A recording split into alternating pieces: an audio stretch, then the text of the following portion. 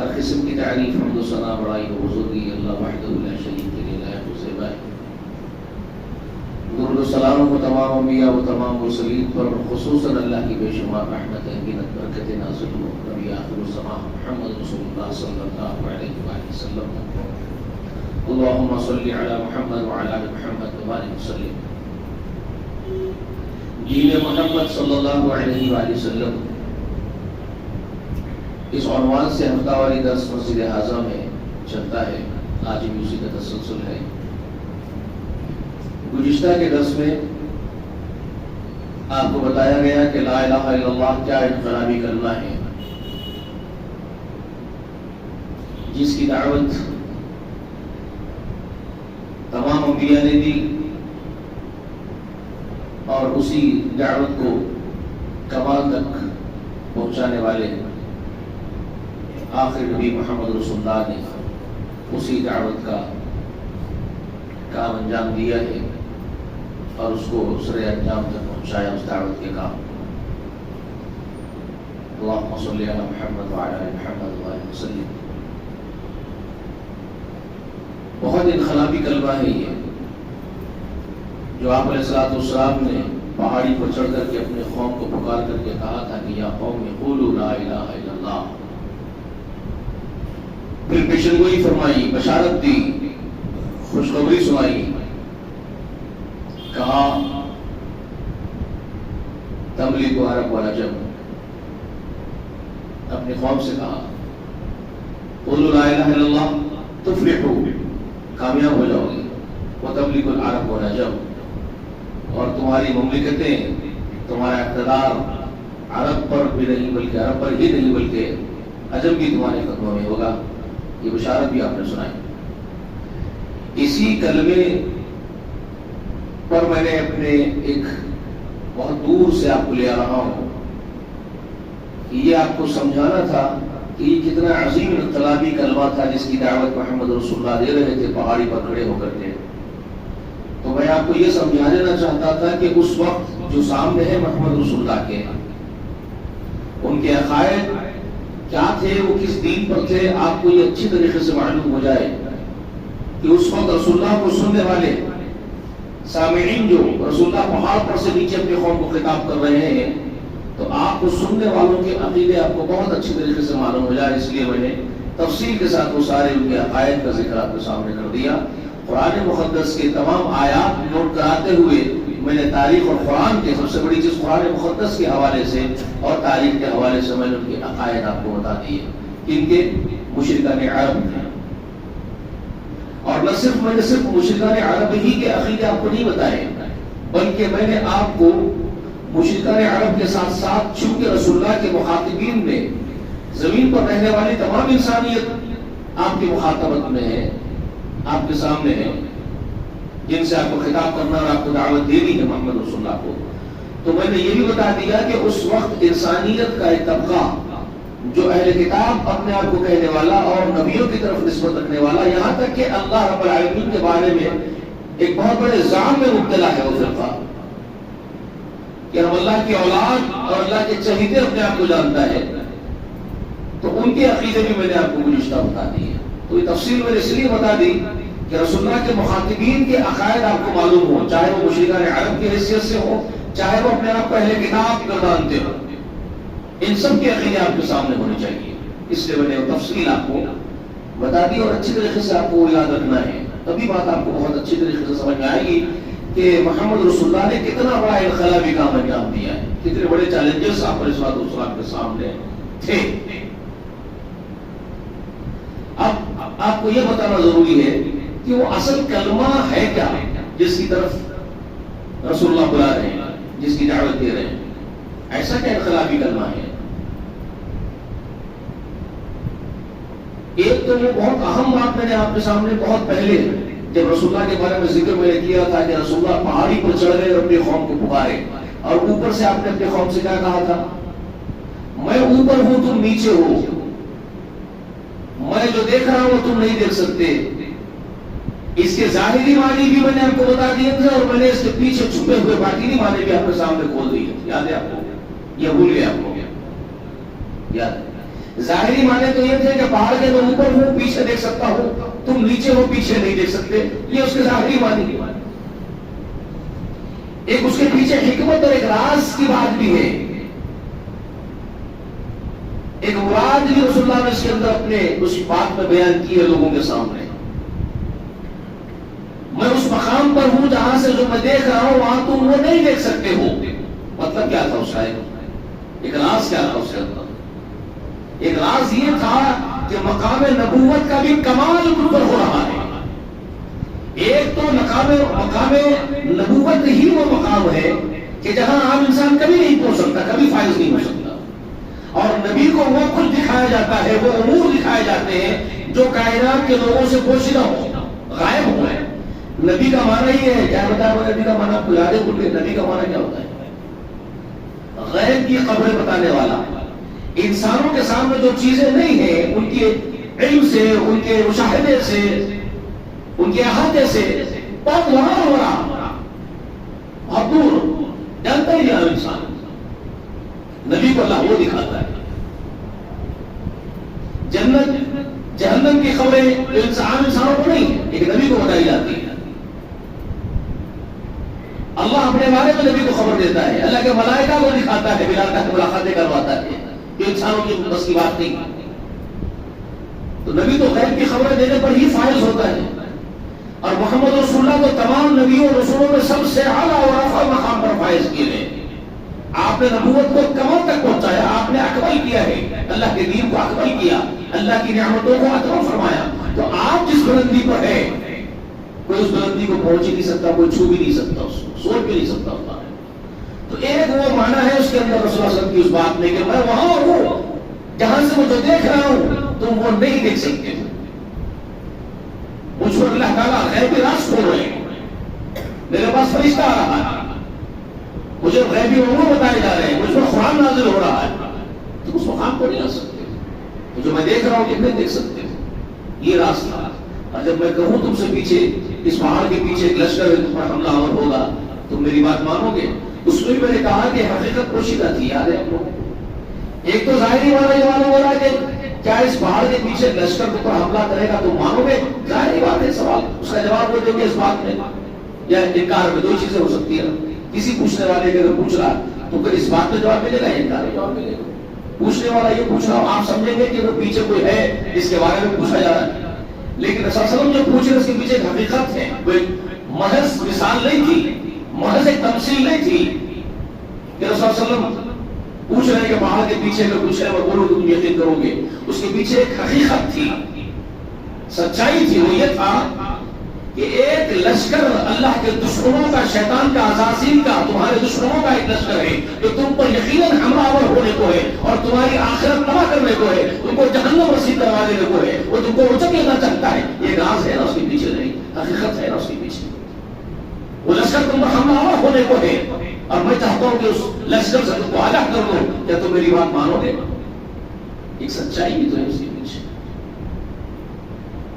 جی۔ تب قوم نے کہا آپ سے جھوٹ کا تجربہ ہی ہم نے نہیں کیا۔ یہ وہ ریالٹی تھی جو 40 برسوں میں قوم نے تجربہ کیا تھا۔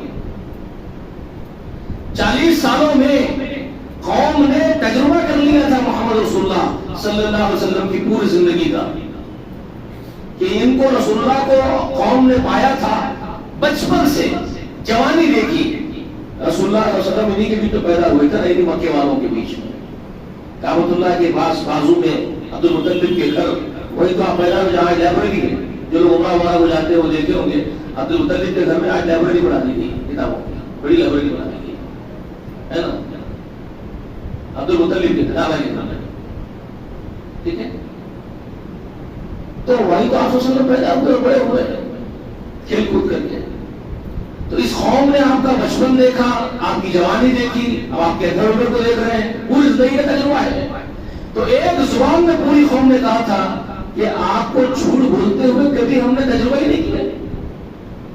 سچے، صادق، امانتدار، دیانتدار، بردبار، کھڑے، اسٹریٹ فارورڈ، جتنی خوبیاں ہو سکتی ہیں، رحم دل، اخوت سے بھرے ہوئے، ہمدردی سے بھرے ہوئے، غمگسار،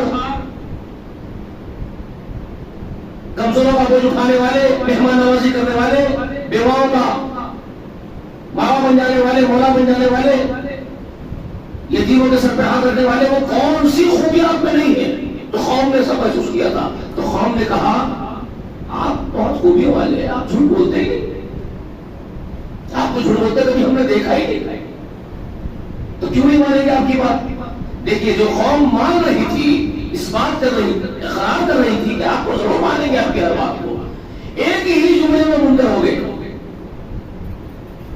جو اتنا دم بھر رہے تھے آپ کی سچائی کا، آپ کی صداقت کا، ایک ہی جملے میں پسر گئے. کیا کہا رسول اللہ نے؟ جب انہوں نے اقرار کر لیا کہ آپ کی بات مانیں گے، تو اتنی سی بات پیش کی تھی، یا قومی قولوا لا الہ الا اللہ تفلحوا وتملک الارض والعجم. بس سارا دم ٹوٹ گیا ان کا جو دم بھر رہے تھے، ایک دم سکتے میں آگے. یہ کیا پیش کر دیا؟ اور سب سے پہلے پتھر اٹھایا ہے، بددعا کے الفاظ اختیار کیے ہیں. کون جانتے؟ سب سے پہلا شخص. آپ بولے تو پڑوسی، بغض رکھنے والا آپ سے، دشمنی رکھنے والا آپ سے، وہ کھڑا ہوا. نہیں جی،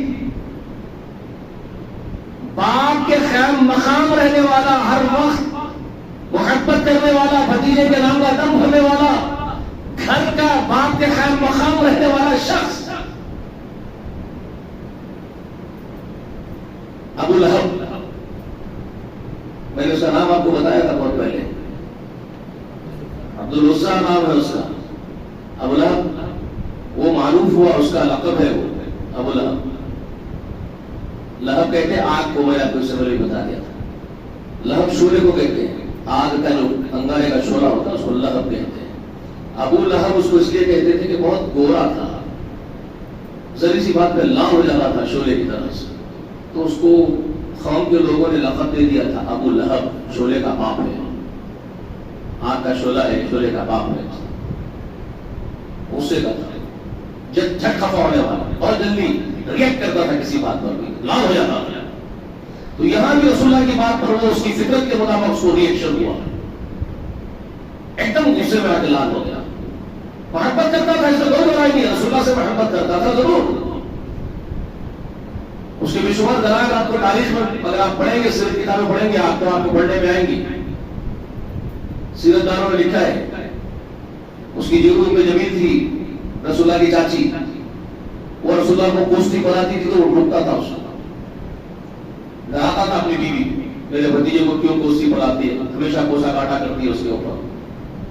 اور پھر وہ تائید بھی کرتا تھا، اس کو کوئی دماغی اثر ہو گیا، اس کے اوپر جادو ہو گیا ہے، کوئی جادو کر دیا اس کے اوپر، فلاں چلا بھی کی باتیں کرتا تھا، نبی کی باتیں بھی کرتا تھا. محبت.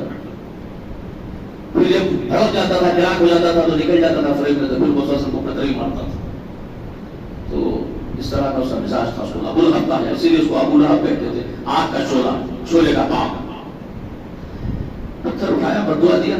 پہلا شخص تھا یہ پورے مجموعے میں سے، پوری قوم میں سے، جس نے نعوذ باللہ بہت برے الفاظ اختیار کیے رسول اللہ کے اس وقت. وہ بولتے ہوئے بھی ہماری روح کانپ جاتی ہے، ہم بول نہیں پاتے، لیکن چونکہ تاریخدار لکھے اس کو کوالٹی لکھے ہے تو بولنا پڑتا ہے، ورنہ بولتے ہوئے زبان تو کانپتی ہے. وہ ایسے الفاظ بولا ہے جو رسول اللہ کے لیے کسی بھی اعتبار سے زین نہیں ہو بولنا. نعوذ باللہ. اس نے کہا سبحان نعوذ باللہ، تبا لکا یا محمد لہذا جمعتنا. بددعا کے الفاظ ہے، رسول اللہ کے لیے بول رہا ہے. رسول اللہ کو بول رہا ہے تیرے دونوں ہاتھ ٹوٹ جائے محمد کے، اس لیے تو نے ہم کو جمع کیا. نعوذ باللہ ثم نعوذ باللہ ثم نعوذ باللہ. اس کے یہ الفاظ رب کبریا نے اسی پر پلٹا دیے. تبت یدا ابی لہب وتب ما اغنى عنه ماله وما كسب سيصلى نارا ذات لہب. اس کو یہ کہا دے دیا اللہ نے فوراً اس کو پلٹا دیا. ابو لہب تیرے دونوں ہاتھ ٹوٹ گئے تو ہاتھ ہو گیا. اللہ نے خبر دے دیا ابو لہب لہب کے دونوں ہاتھ ٹوٹ گئے ہیں، ابو لہب غرق و برباد ہو چکا ہے، تہس تہس ہو چکا ہے، اس کا سارا مال، اس کی ساری اولادیں، اس کی ساری کمائی اس کو کوئی کام نہیں پہنچ جائے گی، وہ عنقریب دہکتی ہوئی آگ میں ڈال دیا جائے گا. خبر دے دی یہ اس کا انجام ہوا، بہت بڑا انجام ہوا، اس کا بہت دور دیر کے بعد ہوا ہے، لیکن سورت اسی وقت نازل ہو گئی.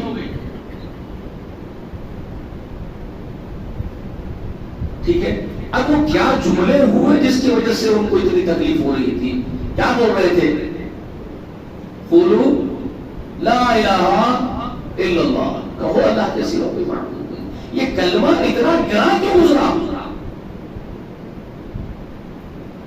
دم بھرنے والے دم توڑ دیے محبت کا، مخالف ہو گئے، دشمن کے کھڑے ہو گئے سامنے. عزیز اور خالد جو تھے، پیارے تھے، وہ دشمن ہو گئے. کیا وجہ ہے؟ ایسی کیا چیز ہے اس کلمے میں؟ یہ بہت امپورٹنٹ چیز ہے سمجھنا. لا الہ، اس کلمے میں کیا تھا؟ یہ رسول اللہ پیش کر رہے تھے. قولو کا مطلب ہے کہو، لا الہ الا اللہ، کوئی الہ نہیں ہے سوائے اللہ ہے. بس پیروں تلے زمین نکل گئی ہوتی ہے، مشیدہ رہتے. ہم تو کیا سمجھتے تھے تم کو، اور ظاہر بات ہے ان کی امیدیں بھی تھی ہوگی نا، سجادے کا بیٹا سجادہ بنے گا جی، برہمن کا بیٹا پنڈت ہی بنے گا، ملا کا بیٹا مولوی بن کر کے باپ کا مدرسہ سنبھالے گا. ہر ایک کو اپنی فکر ہوتی ہے. بات سمجھ رہے میری؟ ہر ایک کو اپنی فکر ہوتی ہے نا بھائی. اب یہ شاید امیدیں بھی تھی ہوگی گھرانے کو، ابو لہب کو بھی تھی ہوگی، ابو طالب کو بھی تھی ہوگی، اور لوگوں کو بھی تھی ہوگی. عبد المطلب چونکہ سردار قوم کے اور متولی ہے کعبۃ اللہ کے، اور 360 بتوں کے والی ہے، تو قابل نظر آئے ہوں گے. ان میں تو خوبیاں ہیں، قوم ان کے صداقت کی، ان کے امانتداری کے قائل ہیں، تو سارا دار مدار ان کے ہاتھوں میں سونپا جا سکتا ہے. یہ چودھری بن کر کے ہماری قوم کے جو ہے سب سے بڑے صدر بن کر کے بیٹھ سکتے ہیں، خانہ کعبہ کے بھی، اور یہ 360 بتوں کے والی بن کر کے بیٹھ سکتے ہیں. بہت سارے ایکسپیکٹیشنز تو ہوں گے. پانی پھر گیا ہے. میں نے آپ سے بات اس سے پہلے بھی بولی تھی، اس سے پہلے بھی بولی تھی، یاد ہوں گے آپ کو. میرے آقا محمد رسول اللہ کے زندگی کے معاملات کا جناب غور سے دیکھیں گے، مطالعہ کریں گے، آپ کی آزمائش، آپ کی زندگی کے احوال تقریباً آپ کو ابراہیم علیہ السلام سے ملتے ہوئے دیکھیں گے. آپ سمجھنے بولا تھا، یاد ہے آپ کی آزمائش ابھی تقریباً اسی وقت ہوتی. ابراہیم علیہ السلام کو یاد کرو، آزر کے بیٹے، اور آزر کون؟ پوری قوم کا سب سے بڑا دھرم گرو جی، اس کو تلاش، اس کے بیٹے. ایکسپیکٹیشنز کیا تھے ان کے حضرت کی؟ میرا بیٹا، میرے بعد میرا کاروبار پورا میرا جو مقام ہے، جو میری گدی ہے، جو میرا مستر ہے، وہ سنبھالے گا. لیکن وہاں الٹا پڑ گیا پورا کا پورا معاملہ. ابراہیم علیہ السلام نے اپنی قوم کو پکار کے کہہ دیا، یا ابتی انی اراک وقومک فی ضلال مبین. ابراہیم علیہ السلام کو کے بولے تھے، یا ابتی، یا میرے ابا، میرے باجان، میں تم کو بھی انی اراک وقومک فی ضلال مبین کہہ رہے، میں تم کو اور تمہاری پوری قوم کو گمراہ دیکھ رہا ہوں. یہ کیا کر رہے ہیں آپ کی قوم؟ پانی پھر گیا سپنوں کو، باپ کے پورے سپنے خراب. بات سمجھ میں آئی؟ اور سریعام اعلان کر کے بول رہے ہیں، یا قومی انی بری مما تشرکون، اے میری قوم میں تمہارے شرک سے بری ہوں، تمہارے شرکاؤں سے بری ہوں. انی وجہت وجہی للذی فطر السماوات والارض حنیفا وما انا من المشرکین. میں اپنے چہرے کو ذات کی طرف متوجہ کرتا ہوں، ساتوں آسمان زمین جس نے پیدا کیے ہیں، میں اس کے لیے یکسو ہوں، میں اس کے ساتھ شرک کرنے والا نہیں. چلو تم ادھر میں ادھر، جو سارا ختم کر دیا، سارے سپنوں پانی پڑ دیا. وہی آتی ہو رہا ہے، یا قوم قولوا لا الہ الا اللہ تفلحوا. تملک العرب والعجم، وہی پکارے سیم اپنے باپ ابراہیم کی پکار، ایگزیکٹلی وہی نعرہ ہے، ایگزیکٹلی وہی دعوت ہے، وہی بات پیش کر رہے ہیں قوم کے سامنے اپنی. جو باپ کے خیر مقام چچائے موجود ہے، پوری قوم موجود ہے، اور آپ پکار نہیں کہہ رہے ہیں کہ یا قوم قولوا لا الہ الا اللہ، قوم کے لوگوں کہو اللہ کے سوا کوئی دوسرا معبود نہیں ہے، تم فلاح پالو گے. ایگزیکٹلی وہی بات. پانی پھیر دیے پورا خاندان قبیلے کے خواہشوں پر، اور ایسے امید دنیا بھر کے آگے بیٹھے ہوئے. یہی قابل جو گرے تھے پورے قبیلے میں، پورے خاندان میں قابل غریب شخص ہے، اور نکل کے ایک پڑھ کے ایک نئی بات کر دی ہے. ہمارے دن میں فرق چھوڑا رہے ہیں. بات سمجھ میں آئی آپ کو؟ تو لا الہ الا اللہ سمجھ گئے، وہ فوراً سمجھ گئے، بھاپ لیے کیا بول رہے ہیں محمد رسول اللہ. قولوا لا الہ الا اللہ، کہو کوئی الہ نہیں ہے سوائے اللہ کے. تو وہ بولے یہ کیا ہوا؟ میں نے اب آپ کو سمجھ میں آئے گی بات. ان کو چوں تکلیف ہوئی، چوں وہ ریئیکٹ کرے فوراً امیڈیٹلی. ان کے عقیدے کیا تھے؟ اللہ کو تو مانتے ہی ہے، مگر کیا کرتے ہیں؟ ہؤلاء شفعاؤنا عند اللہ، یہ سارے ہستیاں تو اللہ ہی کے نزدیک ہیں، ہمارے سفارش کرنے والے. ان کا کیا کر رہے ہیں پھر آپ؟ ان کو نہیں جانتے پھر رہے محمد. آپ ان کا مطالبہ، ان کا غصہ، ان کی ناراضی رسول اللہ پر اسی بات پر پھوٹ رہی ہے کہ آپ یہ کیا کر رہے ہیں؟ ہم نے یہ آپ سے کب کہا کہ اللہ معبود نہیں ہے؟ وہ تو مشرکین کہتے بھی کہ اللہ معبود نہیں، اللہ ہی بڑا معبود ہے، اللہ ہی سب سے بڑا معبود ہے، اللہ ہی سب کچھ کرتا ہے. مگر آپ جس طرح سے پیش کر رہے ہیں کوئی دوسرا ہے ہی نہیں اس کے سوا. سارا کھڑا یاد ہے، آپ کہہ رہے وہ اکیلا ہے، ایک ہے، کوئی دوسرا ہے ہی نہیں، اس کے سوا کوئی ہے ہی نہیں. بول رہے آپ پھر یہ جو ہے جن کے ہم پرستار ہیں، ان کا کیا کریں؟ آپ ہمارے باپ دادا کو بالکل سمجھ رہے ہیں. صدیوں سے جو ہمارے باپ دادا پردادے سکردادے سب جو ان کے ذریعے سے اللہ تعالیٰ کا خوف حاصل کرتے ہوئے آئے تھے، ان کو سفارشی بنائے تھے اللہ کی بارگاہ کا، ان کو خوش کرتے تھے، ان کے نذرانے چڑھتے تھے، ان کے چڑھاوے چڑھتے تھے، ان کے نام پہ غلے بھرتے تھے، ان کے نام پہ سونے چاندی جمع ہوتے تھے، ان کے نام پر اتنا کچھ تھا. اور آپ یہ کہا ہے غلے خالی کر دیں گے، سونے چاندیاں ختم ہو جائیں گے، کچھ نہیں بچے گا، یہ سب دیر ہو جائیں گے مٹی کے، پھر اکیلا وہی دکھنے والا نا کیا بٹھا دیں گے تو دکھے گا ہی نہیں، تو سونا کا چلے گا، چاندی کا چلے گی. یہ کیا کر رہے ہیں آپ؟ سارا اکنامک سسٹم بگاڑ دیا ہمارا.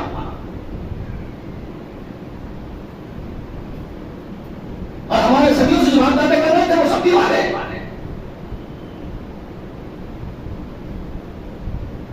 سمجھ میں آئی بات؟ ارے ہم لوگوں کو دکھاتے ہیں کہ دیکھو یہ جو مورتیاں ہیں، یہ جو کچھ ہے کہ جو سارے بٹھا کے رکھے ہیں، ان کے پاس آؤ، ان کے نذرانے چڑھاؤ، ان کے نذرانے پیش کرو، سونے چاندیاں چڑھاؤ. وہاں جمع ہوتے ہیں تو ہم متولی وہاں سے دیتے ہیں. ایک سسٹم بنا ہوا ہے پورا ہمارا، ہم پھر اس میں سے کھاتے بھی اور کھلاتے بھی اور بانٹتے بھی ہیں، غریبوں کو دیتے ہیں، یتیموں کو دیتے ہیں. سسٹم چلتا ہے پورا ہمارا اکنامک سسٹم. اور آپ جو کہہ رہے ہیں لا الہ کوئی ہے ہی نہیں الہ، یہ سب اگر ختم ہو گئے بچے گا کیا پھر ہمارے پاس؟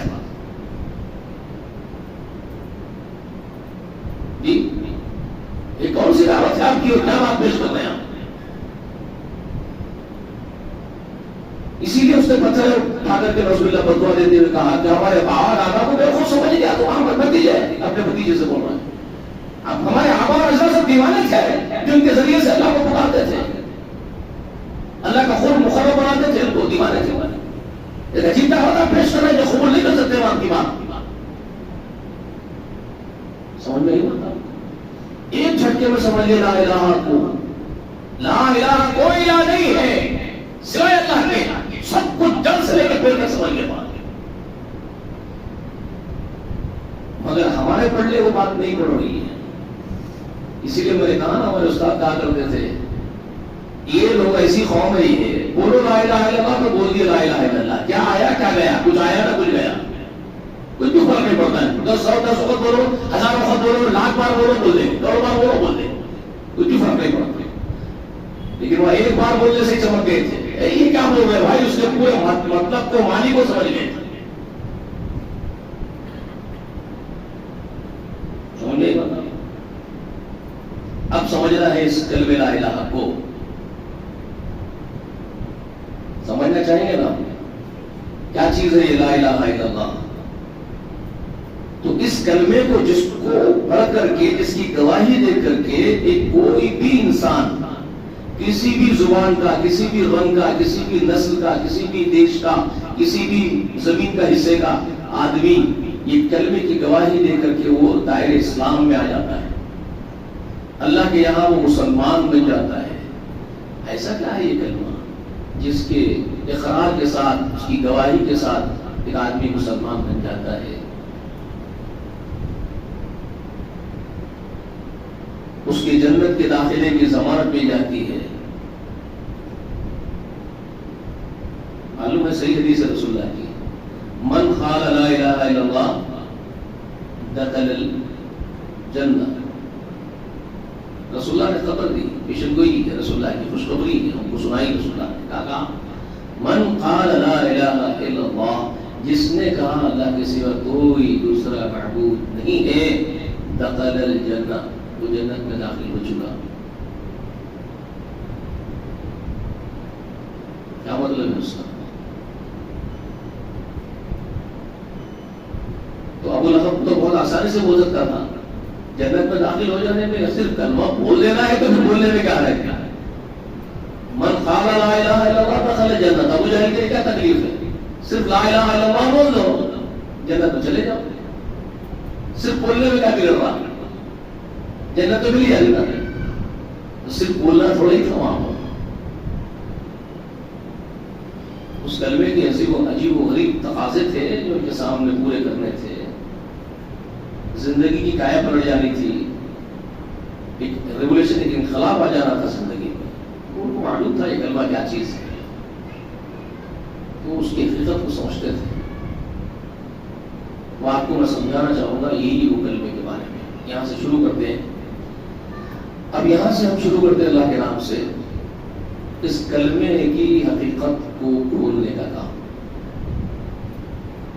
اس کو ایکسپلین کریں گے، اس کو ہم ڈیفائن کریں گے، اس کو ہم سمجھیں گے۔ آپ حضرات تیار ہیں سمجھنے کے لیے؟ پورے عزم کے ساتھ اللہ سے ہم مدد طلب کرتے ہوئے آگے بڑھتے ہیں کہ اللہ آپ کی خصوصی مدد عنایت فرمائیے، آپ کے یہاں سے خاص تحفظ عنایت فرمائیے، اور ہماری زبان اپنی رہبری میں رکھتے ہوئے مجھ سے بلوائیے، اور سننے والوں کے دلوں میں بات اتار دیجیے۔